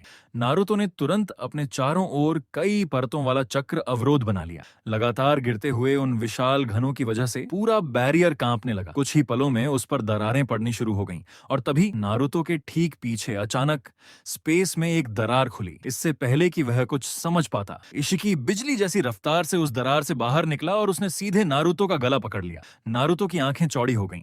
इशिकी के हाथ से काले निशान धीरे धीरे नारुतो के शरीर पर फैलने लगे। पहली बार इस पूरी लड़ाई में नारुतो के चेहरे पर घबराहट साफ दिखाई देने लगी। इशिकी के चेहरे पर एक खतरनाक मुस्कान आ गई। वह बोला, जैसा मैंने सोचा था, तुम्हारा शरीर भी एक आदर्श कंटेनर है। उसने अपनी पकड़ और मजबूत करते हुए कहा, अब से तुम ही मेरे नए कंटेनर बनोगे। इशिकी की यह बात सुनते ही नारुतो पहली बार सचमुच एक ऐसे संकट में फंस चुका था जहां सिर्फ हार ही नहीं, उसकी पूरी पहचान छिन जाने का खतरा भी सामने खड़ा था। लेकिन तभी नारुतो के चेहरे पर एक हल्की सी मुस्कान आ गई। इशिकी को लगा कि अब जीत उसकी हो चुकी है, क्योंकि कर्मा का निशान सफलतापूर्वक नारुतो के शरीर पर उभरने लगा था। वह हंसते हुए बोला, मैंने कहा था ना, तुम्हारा शरीर मेरे लिए सबसे बेहतरीन कंटेनर है। लेकिन अगले ही पल नारुतो अचानक बिजली जैसी रफ्तार से पीछे हट गया। इशिकी का चेहरा एकदम बदल गया। उसके सामने ही नारुतो के शरीर पर फैल रहे काले निशान अचानक रुक गए और धीरे धीरे मिटने लगे। इशिकी अविश्वास से चिल्लाया, ये कैसे हो सकता है? नारुतो ने गहरी सांस ली और मुस्कुराते हुए कहा, तुमने एक बात भूल कर दी। मैं पहले से ही तुम्हारी हर चाल का जवाब तैयार करके आया था। इशिकी का कर्मा पूरी तरह स्थिर होने से पहले ही नारुतो ने अपनी विशेष तकनीक से उसके प्रभाव को तोड़ दिया। अब इशिकी पहली बार सच में घबरा गया था। उसने कभी नहीं सोचा था कि कोई इंसान उसकी इस सबसे खतरनाक शक्ति को भी निष्क्रिय कर सकता है। लेकिन इशिकी अभी भी हार मानने वाला नहीं था। वह बोला, जितनी लंबी ये लड़ाई चलेगी उतना ही मेरा फायदा होगा। तुम्हारा चक्र लगातार खत्म हो रहा है, जबकि मैं धीरे धीरे फिर से अपनी ताकत हासिल कर रहा हूँ। नारुतो सिर्फ मुस्कुराया। फिर उसने कहा, जरूरी नहीं कि हर बार तुम्हारी सोच सही ही हो। इतना कहते ही पूरे लूलान के खंडहर अचानक कांपने लगे। चारों तरफ बिखरे पत्थर और मलबा एक एक करके गायब होने लगे। अगले ही पल वे सभी हजारों शैडो क्लोन में बदल गए। हर क्लोन के हाथ में एक विशाल रासेंगन तैयार था। इतनी बड़ी संख्या में नारुतो के क्लोन्स देखकर इशिकी भी कुछ पल के लिए हैरान रह गया। उसे समझ ही नहीं आया कि इतने कम समय में नारुतो ने इतनी बड़ी तैयारी कब कर ली। बिना कोई मौका दिए हजारों शैडो क्लोन्स एक साथ इशिकी पर टूट पड़े। इशिकी कुछ रासेंगन को सोख लेता, कुछ को सुकुना ही कोना से छोटा कर देता, लेकिन हमलों की संख्या इतनी ज्यादा थी कि वह सबको रोक ही नहीं पा रहा था। नारुतो लगातार अपने क्लोन्स की संख्या बढ़ाता जा रहा था। अब इशिकी पूरी तरह दब चुका था। लगातार हो रहे हमलों से उसका शरीर जवाब देने लगा। वह दर्द से घुटनों के बल जमीन पर गिर पड़ा। इसी मौके का फायदा उठाते हुए एक विशाल रासेंगन पूरी ताकत के साथ सीधे इशिकी के शरीर पर जा लगा। उसके तुरंत बाद नारुतो के हजारों शैडो क्लोन्स ने एक साथ लगातार हमला करना शुरू कर दिया। इशिकी के पास अब पलटवार करने का एक भी मौका नहीं बचा। अंत में नारुतो ने अपनी काली रॉड्स और विशाल रासेंगन की मदद से इशिकी के शरीर को पूरी तरह जकड़ लिया। अब इशिकी हिल भी नहीं सकता था। नारुतो और कुरामा ने एक दूसरे की तरफ देखा। दोनों के चेहरे पर संतोष की मुस्कान थी। सालों पहले कुरामा से जो कुछ छीना गया था, आज आखिरकार उसका बदला पूरा हो चुका था। नारुतो ने आखिरकार इशिकी को पूरी तरह अपने नियंत्रण में कर लिया। लेकिन तभी अचानक उनके चारों ओर एक सुनहरा स्पेस टाइम पोर्टल खुला। उस पोर्टल से कागुया, सासुके, मिनाटो, कावाकी और बाकी सभी लोग युद्ध भूमि में पहुंच गए।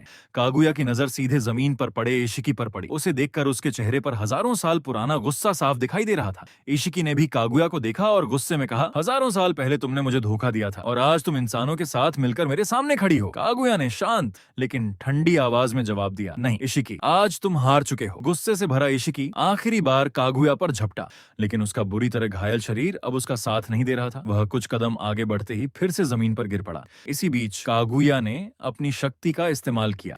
एक और स्पेस टाइम पोर्टल खुला और उसके अंदर से वह व्यक्ति बाहर आया जिसे जिसे इशिकी सबसे ज्यादा छिपा कर रखना चाहता था। उसे सामने देखकर इशिकी की आंखें फैल गईं। कागुया ने शांत स्वर में कहा, अब सब कुछ खत्म हो चुका है। यहीं पर इस महायुद्ध आखिरकार नारुतो को डिवाइन ट्री का चाक्रा फ्रूट मिल जाता है। उसी समय कागुया इशिकी को टेंटेल्स का भोजन बनाने की तैयारी कर रही होती है। ये देखकर इशिकी गुस्से से आग बबूला हो जाता है। उसकी आंखों में कागुया और नारुतो के लिए सिर्फ गुस्सा और नफरत दिखाई देती है। उसे यकीन ही नहीं होता कि एक महान ओत्सुत्सुकी होने के बावजूद आखिर में वही टेंटेल्स का भोजन बनने वाला है। तभी कागुया कहती है कि 1000 साल पहले वह टेंटेल्स की शक्ति को पूरी तरह पचा नहीं पाई थी, लेकिन इस बार वह वही गलती दोबारा नहीं करेगी। इशिकी हंसते हुए नारुतो और कागुया को चेतावनी देता है कि जिन्होंने ओत्सुत्सुकी क्लैन के खिलाफ जाने की हिम्मत की है, उन्हें यह कबीला कभी माफ नहीं करेगा। इतना कहते ही रस्म शुरू हो जाती है। टेंटेल्स पूरी तरह इशिकी को निगल लेता है। अगले ही पल उसका पूरा शरीर गहरे लाल चाकरा से ढक जाता है। टेंटेल्स के शुद्ध होने के बाद उससे निकलने वाला भयानक दबाव इतना जबरदस्त होता है कि उसके करीब जाना भी मुश्किल हो जाता है। उसकी ताकत अब पहले से कई गुना बढ़ चुकी होती है। अचानक टेंटेल्स अपना विशाल मुंह खोलकर टेल्ड बीस्ट बॉम्ब छोड़ने की तैयारी करता है। यह देखकर नारुतो तुरंत अपने दोनों हाथ आगे बढ़ाता है और अपनी वुड स्टाइल सेनलुओ युजु तकनीक का इस्तेमाल करता है। अगले ही पल आसमान से कई विशाल काले लकड़ी के स्तंभ गिरते हैं और टेंटेल्स के विशाल शरीर को मजबूती से जमीन पर जकड़ देते हैं। यह दृश्य देखकर हशिरामा भी हैरान रह जाता है। वह कहता है, मुझे बिल्कुल उम्मीद नहीं थी कि इस वुड स्टाइल की दमन शक्ति gate of the great god से भी ज्यादा होगी। इसके तुरंत बाद कागुया आगे बढ़ती है और अपनी तकनीक का इस्तेमाल करती है। देखते ही देखते पूरा टेंटेल्स एक चमकते हुए चक्रा फ्रूट में बदल जाता है। इसके बाद कागुया वह चक्रा फ्रूट उठाती है, नारुतो की तरफ मुड़ती है और वह फल उसके हाथ में दे देती है। नारुतो कुछ पल तक उस चक्रा फ्रूट को चुपचाप देखता रहता है। वह अच्छी तरह जानता था कि यह वही परम शक्ति है जिसकी तलाश हर ओत्सुत्सुकी करता है। अगर वह इस फल को खा लेता तो उसे ओत्सुत्सुकी के बराबर स्तर का चाकरा मिल जाता, लेकिन इसका मतलब यह भी था कि वह इंसानों से धीरे धीरे और दूर होता चला जाता। कागुया तुरंत नारुतो की झिझक समझ जाती है। वो कहती है कि यह चाकरा फ्रूट ओत्सुत्सुकी की शक्ति से बना है। अगर इसे अभी नहीं खाया गया तो इसकी शक्ति पूरी दुनिया में फैल जाएगी और दूसरे ओत्सुत्सुकी भी इसे महसूस कर लेंगे। तब इस दुनिया पर और भी खतरनाक दुश्मनों का हमला हो सकता है। नारुतो नीचे देकर उस चमकते हुए चाकरा फ्रूट को निहारता है। उसे कुरामा, अपने सभी दोस्तों और उन लोगों की याद आती है जिन्होंने मानव दुनिया की रक्षा के लिए अपनी जान कुर्बान कर दी थी। उसे वह कसम भी याद आती है जो उसने समय में वापस लौटने के बाद खाई थी। साथ ही उसके मन में ओत्सुत्सुकी का साया भी उभरने लगता है। दूसरी तरफ कागुया बिना किसी जल्दबाजी के नारुतो के जवाब का इंतजार करती रहती है, क्योंकि वह अच्छी तरह जानती थी कि अगर नारुतो ने यह फल खा लिया तो फिर उसके लिए वापस लौटने का कोई रास्ता नहीं रहेगा। जो भी इस चाकरा फ्रूट को खाता है उसके अंदर चाकरा की भूख लगातार बढ़ती जाती है। अगर उसकी इच्छा शक्ति कमजोर पड़ गई तो वह इस शिकी की चेतना का शिकार भी बन सकता है। लेकिन कागुया को पूरा विश्वास था कि नारुतो इस परीक्षा को जरूर पार करेगा। आखिरकार नारुतो अपना हाथ बढ़ाता है और चाकरा फ्रूट को छूता है। उस फल से निकलने वाला गर्म और शक्तिशाली चाकरा बिल्कुल सूरज की तरह तप रहा था। उसके हाथ हल्के हल्के कांपने लगते हैं और ठीक उसी पल नारुतो एक बार फिर गहरी दुविधा में पड़ जाता है। लेकिन ठीक उसी पल नारुतो अपनी दुविधा से बाहर निकलता है। वह कागुया की तरफ देखकर गंभीर आवाज में पूछता है, अगर वह यह चाकरा फ्रूट नहीं खाए तो क्या इंसानी दुनिया के पास ओत्सुत्सुकी का सामना करने का कोई मौका बचेगा? कागुया कुछ देर तक बिल्कुल शांत रहती है। काफी देर सोचने के बाद वह नारुतो को साफ शब्दों में जवाब देती है कि इंसानी दुनिया के जीतने की संभावना लगभग शून्य है। यह सुनकर नारुतो के चेहरे पर एक कड़वी मुस्कान आ जाती है। समय में वापस लौटने के दिन से ही वह इस पल के लिए खुद को तैयार कर चुका था, लेकिन जब सच में फैसला लेने का समय आया तो वह एक पल के लिए फिर से रुक गया। तभी सासुके आगे बढ़कर नारुतो को समझाता है कि उसे यह चक्रा फ्रूट नहीं खाना चाहिए। अगर वे सभी एकजुट होकर लड़ेंगे तो एक दिन मिलकर ओत्सुत्सुकी क्लैन को जरूर हरा देंगे। लेकिन नारुतो अच्छी तरह जानता था कि बिना किसी असाधारण शक्ति के उन भयानक दुश्मनों को हराना लगभग नामुमकिन है। वह अपने सभी साथियों की तरफ देखता है, उनकी चिंता को अपने दिल में समेट लेता है, फिर एक गहरी सांस लेकर मुस्कुरा देता है और बिना किसी झिझक के कहता है, चिंता मत करो, अब जो करना है वह मैं करूंगा। इतना कहते ही नारुतो बिना एक पल गंवाए चक्र फ्रूट को अपने मुंह में डाल लेता है। जैसे ही चक्र फ्रूट उसके शरीर के अंदर पहुंचता है वह शुद्ध लाल चक्र की धारा में बदल जाता है। वह शक्ति इतनी विशाल थी कि नारुतो ने अपनी पूरी जिंदगी में कभी भी इतना प्रचंड चक्र महसूस नहीं किया था। उबलता हुआ चक्र उसके पूरे शरीर में पागलों की तरह दौड़ने लगता है। अगले ही पल तेज रोशनी नारुतो के पूरे शरीर को अपनी गिरफ्त में ले लेती है। ये देखकर कागुया तुरंत सभी को पीछे हटने के लिए कहती है। उसी समय कुरामा के मानसिक संसार में भी सब कुछ बदलने लगता है। देखते ही देखते कुरामा का पूरा शरीर खून जैसी लाल जंजीरों से जकड़ जाता है। ऐसा लग रहा था मानो इशिकी की चेतना गहरे चक्रा के भीतर से बाहर आने लगी हो। कुरामा घबराकर नारुतो को जगाने की पूरी कोशिश करता है, लेकिन तब तक नारुतो की चेतना लाल चक्र की लहरों में पूरी तरह डूब चुकी होती है। उसके पूरे शरीर पर गहरे बैंगनी रंग का चक्रा फैलने लगता है। अपनी बची हुई चेतना के सहारे नारुतो पूरी ताकत से चिल्लाता है और सस्के, मिनाटो नामिकाजे और मादारा उचिहा से वहां से तुरंत दूर जाने के लिए कहता है। लेकिन अगले ही पल नारुतो के मुंह से एक अनजानी आवाज निकलती है, तुम लोग आखिर हो कौन और ये कैसी शक्ति है? जैसे ही यह शब्द खत्म होते हैं, नारुतो के हाथ में अचानक एक विशाल काला रासेगन बन जाता है और वह सीधे सासुके, मिनातो नामिकाजे और मादारा उचिहा की तरफ हमला कर देता है। तीनों अपने अपने तरीके से उस हमले से बच जाते हैं और एक साथ जोर से नारुतो का नाम पुकारते हैं, लेकिन तब तक बहुत देर हो चुकी थी। नारुतो की चेतना पूरी तरह डिवाइन ट्री की इच्छा के कब्जे में जा चुकी थी। अचानक उसके पीछे दो विशाल चाक्रा आर्म्स प्रकट हो जाते हैं। उसी समय सस्के, मिनाटो नामिकाजे और मादारा उचिहा के शरीर धीरे धीरे कमजोर पड़ने लगते हैं। चाक्रा फ्रूट खाने के बाद नारुतो के अंदर डिवाइन ट्री की वह शक्ति जाग चुकी थी जो सामने वाले का चक्रा अपने अंदर खींच सकती थी। ये देखकर कागुया तुरंत अपना ब्याकुगन खोलती है और नारुतो के शरीर में हो रहे बदलावों को ध्यान से देखने लगती है। वह साफ देख पाती है कि चाक्रा फ्रूट धीरे धीरे नारुतो के खून और शरीर को बदल रहा है। उसका शरीर धीरे धीरे एक सच्चे ओत्सुत्सुकी में बदलता जा रहा था। अचानक नारुतो के पीछे और भी कई चाक्रा आर्म्स निकल आते हैं। वे एक साथ सासुके, मिनातो नामिकाजे और मादारा उचिहा को जकड़ लेते हैं। गहरे लाल रंग की ऊर्जा पूरे मैदान में फैल जाती है और उन तीनों का चक्र तेजी से नारुतो के शरीर में समाने लगता है। उस समय तक नारुतो पूरी तरह अपनी चेतना खो चुका था। अब सासुके, मिनातो नामिकाजे और मादारा उचिहा के सामने उनका अपना साथी नहीं बल्कि एक ऐसा नारुतो खड़ा था जिसके अंदर सिर्फ विनाश और हत्या की इच्छा बाकी रह गई थी। नारुतो उजुमाकी ने डिवाइन ट्री चाक्रा फ्रूट खा लिया, लेकिन फ्रूट खाने के बाद वह अपने डार्क फॉर्म पर कंट्रोल नहीं रख पाया। उसी समय सस्के उचिहा और बाकी सभी लोग नारुतो के चाक्रा से बाहर निकल आए। कागुया ओत्सुत्सुकी गंभीर आवाज में कहती है कि आखिरकार नारुतो भी डिवाइन ट्री की ओरिजिनल विल से बच नहीं पाया। अब उसके शरीर पर डिवाइन ट्री की ओरिजिनल विल के कंट्रोल लेने की संभावना ज्यादा है, लेकिन इस समय नारुतो का चाक्रा फ्रूट खाने के समय से भी ज्यादा वायलेंट हो चुका था। डार्क नारुतो हंसते हुए कहता है, यही असली फ्रीडम है। इसके बाद वह उन सभी लोगों को मारना चाहता है जिन्होंने उसका मजाक उड़ाया था। हशिरामा सेंजू तुरंत अपनी वुड रिलीज टेक्निक इस्तेमाल करते हैं और नारुतो को बाइंड करने की कोशिश करते हैं, लेकिन जैसे ही वे रूट्स नारुतो के चक्रा के कांटेक्ट में आती हैं, उसी पल टूट जाती हैं क्योंकि डिवाइन ट्री की ओरिजिनल विल वुड रिलीज को नेचुरली सप्रेस कर देती है। उसी समय सस्के उचिहा नारुतो के पीछे पहुंच जाता है। वह अपनी चिदोरी से नारुतो की पीठ पर वार करता है। वह नारुतो को घायल नहीं करना चाहता था, वह सिर्फ कुछ समय के लिए उसके चाक्रा फ्लो को ब्लॉक करना चाहता था, लेकिन डार्क नारुतो मानो पीछे भी देख सकता था। वह चाक्रा का हैंड पीछे बढ़ाकर सस्के की रिस्ट पकड़ लेता है। देखते ही देखते सस्के का बहुत सारा चाक्रा फिर से अब्सॉर्ब हो जाता है। जैसे ही डार्क नारुतो सस्के पर फेटल अटैक करने वाला होता है, उसका हाथ अचानक रुक जाता है। सस्के तुरंत पीछे हटकर नारुतो से डिस्टेंस बना लेता है।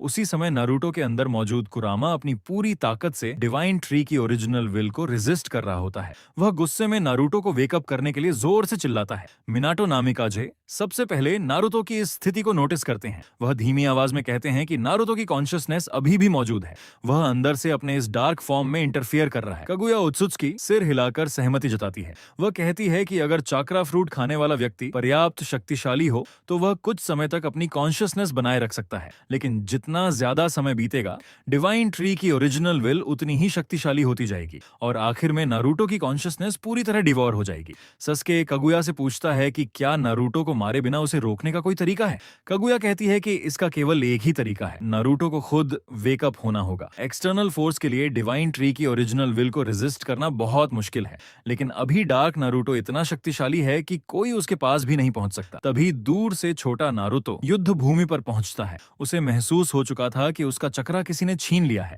चारों तरफ तबाही देखकर वह सीधे बड़े नारुतो के सामने खड़ा हो जाता है। वह जोर से कहता है, हमने इंसानों की दुनिया की रक्षा करने का वादा किया था, फिर तुम एक फल की ताकत के सामने हार कैसे मान सकते हो। काला नारुतो उसकी तरफ देखता है और अपने चाक्रा से एक विशाल काला स्पाइरल अटैक छोड़ देता है, लेकिन छोटा नारुतो बिल्कुल नहीं डरता। वह अपनी जगह पर खड़ा रहकर लगातार बड़े नारुतो को आवाज देता रहता है। जैसे ही वह हमला उसे छूने वाला होता है, अचानक उसका रास्ता बदल जाता है और वह जमीन पर जाकर विस्फोट कर देता है। ये देखकर सासुके समझ जाता है कि अंदर से असली नारुतो अभी भी लड़ रहा है। उसी ने अपनी पूरी ताकत लगाकर उस हमले की दिशा बदल दी। इस घटना से डिवाइन ट्री की इच्छा गुस्से में आ जाती है। काला नारुतो अपना सिर पकड़कर दर्द से चीखने लगता है। उसके शरीर से गहरा बैंगनी चक्रा और भी भयानक रूप में बाहर निकलने लगता है। युद्ध भूमि पर मौजूद सभी लोग सांस रोककर यह नजारा देखते हैं। उन्हें समझ आ जाता है कि इस समय नारुतो और डिवाइन ट्री की इच्छा के बीच उसके शरीर पर कब्जे की सबसे बड़ी लड़ाई चल रही है। अचानक नारुतो की चीखें बंद हो जाती हैं। वह फिर से सीधा खड़ा हो जाता है, लेकिन इस बार उसके शरीर से पहले से भी ज्यादा खतरनाक बैंगनी चाकरा निकल रहा था। इसका मतलब साफ था, फिलहाल डिवाइन ट्री की इच्छा ने बढ़त हासिल कर ली थी। तभी सस्के जोर से सभी को चेतावनी देता है, सावधान रहो, डिवाइन ट्री आ रहा है। जैसे ही डिवाइन ट्री की इच्छा ने नारुतो की चेतना पर कब्जा करना शुरू किया, उसने अचानक अपने दोनों हाथ ऊपर उठा दिए। अगले ही पल आसमान में दर्जनों काले क्यूब्स दिखाई देने लगे। डार्क स्काई टेक्निक के अंदर मौजूद नारुतो अब इस टेक्निक की शक्ति को भी कॉपी कर चुका था। वे काले क्यूब्स उल्काओं की तरह नीचे गिरने लगे और सभी लोगों पर हमला कर दिया। हर कोई किसी तरह उन हमलों से बचने लगा। तभी अचानक जमीन जोर से हिलने लगी। गुस्से में भरे डार्क नारुतो ने अपने चारों तरफ 8 काले रॉड छोड़ दिए। इसके बाद नारुतो ने अपने दोनों हाथों से हैंड साइंस बनाए, 6 रेड यांग फॉर्मेशन। पलक झपकते ही गहरे लाल रंग का बैरियर पूरे इलाके को घेर लेता है और सभी लोग उसके अंदर फंस जाते हैं। फिर नारुतो दोबारा हैंड साइंस बनाता है। बैरियर के अंदर कई किलोमीटर तक फैली जमीन उबलते हुए दलदल में बदल जाती है। ये 6 पाथ्स योमीनुमा था। सस्के उचिहा ये देखकर हैरान रह जाता है। वह सोचता है कि आखिर नारुतो ने इतनी सारी हाई लेवल टेक्निक्स कब सीख ली। तभी ओबिटो बेबस होकर कहता है कि यही डिवाइन ट्री की शक्ति है। उधर नीचे का उबलता हुआ दलदल लगातार ऊपर उठ रहा था और धीरे धीरे सभी को अपनी चपेट में लेने लगा। ओबितो उचिहा तुरंत अपनी स्पेस टाइम टेक्निक का इस्तेमाल करके सभी को बाहर निकालने की कोशिश करता है, लेकिन तभी उसे पता चलता है कि इस बैरियर में स्पेस को ब्लॉक करने की शक्ति भी मौजूद है, यानी इसके अंदर किसी भी तरह की स्पेस टाइम टेक्निक काम नहीं करेगी। इसके बाद सभी लोग मिलकर अलग अलग टेक्निक से बैरियर को तोड़ने की कोशिश करते हैं, लेकिन हाशिरामा सेंजू और सासुके उचिहा के सुसानो स्वॉर्ड के हमले भी उस बैरियर पर कोई असर नहीं डाल पाते। बैरियर अपनी जगह बिल्कुल अटल खड़ा रहता है। उसी समय डार्क नारुतो फिर से डार्क स्काई के सभी काले क्यूब्स को आसमान में इकट्ठा कर लेता है। आसमान पूरी तरह उन काले क्यूब्स से ढक जाता है। यह दृश्य देखकर नारुतो तो उजुमाकी भी एक पल के लिए स्तब्ध रह जाता है। उसे समझ नहीं आता कि इतनी बड़ी संख्या में गिरने वाले क्यूब से आखिर कैसे बचा जाएगा। उसी समय कागुया ओत्सुत्सुकी हमला करने ही वाली होती है, लेकिन आखिरी पल में डार्क नारुतो अचानक अपना निशाना बदल देता है। असल में ये नारुतो की अपनी चेतना थी जिसने आखिरी क्षण में उस हमले का टारगेट जबरदस्ती बदल दिया। अगले ही पल आसमान से अनगिनत विशाल ब्लैक क्यूब्स लगातार नीचे गिरने लगते हैं। नारुतो अपने ही शरीर से उन सभी हमलों को सह लेता है। ये देखकर वहां मौजूद हर कोई स्तब्ध रह जाता है। उधर नारुतो की कॉन्शियसनेस स्पिरिचुअल स्पेस के अंदर डिवाइन ट्री की शक्ति द्वारा लगातार दबाई जा रही थी, लेकिन अपनी आखिरी बची हुई चेतना से नारुतो ने 2 काम किए। पहला, उसने डार्क स्काई के हमले का टारगेट खुद की ओर मोड़ दिया ताकि डिवाइन ट्री की विल का उसके शरीर पर कंट्रोल कमजोर हो सके। दूसरा, धूल और मलबे के बीच से डार्क नारुतो फिर से खड़ा हो जाता है। उसका शरीर बुरी तरह घायल हो चुका था, लेकिन उसकी आंखों में फिर से एक हल्की चमक दिखाई देती है।